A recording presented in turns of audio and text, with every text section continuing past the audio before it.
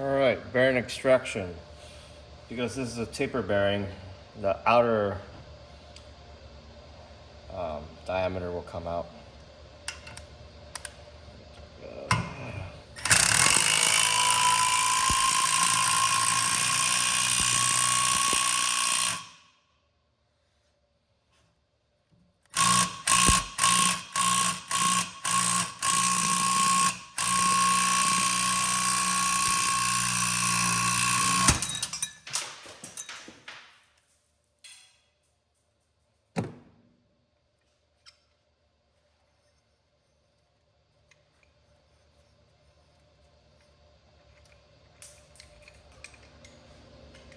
All right, let's take a look at that.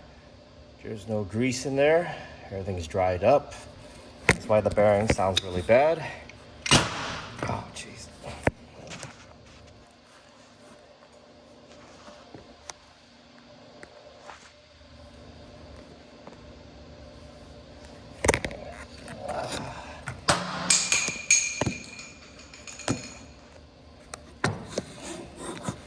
Get this to position right. There we go.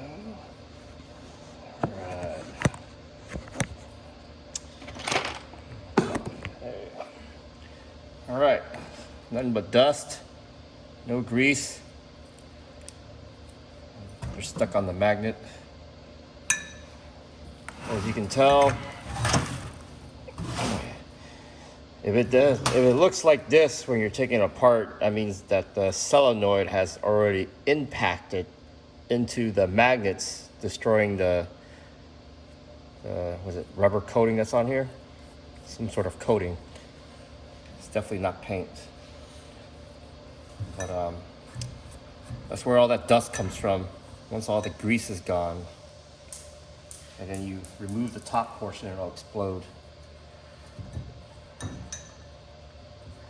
Wish there was a better way to remove it, but that's the only way I know.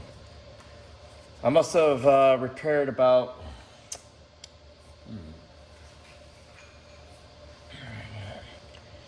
more pictures of it. I think I've rebuilt like more than 6 of them already. And they're all installed and they're all working. And once they're electrically shorted, then you can't rebuild them anymore. But most of the time it has bearing issues. But definitely there's a gap between here and the solenoid, which is here. And it can only be so close. But once it gets too close, this thing will get stuck right into it. As this is the solenoid coil.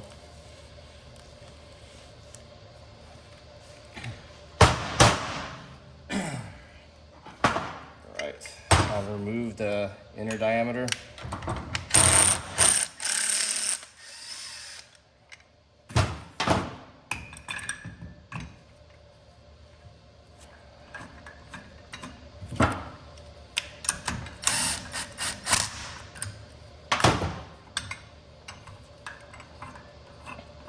Like I mentioned before, this is tapered.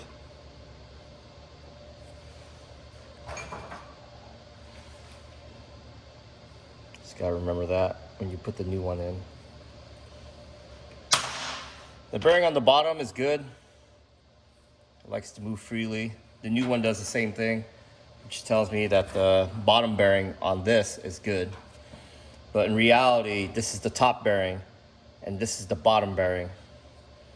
When it's flipped right back up and you put the fan blade on top of it.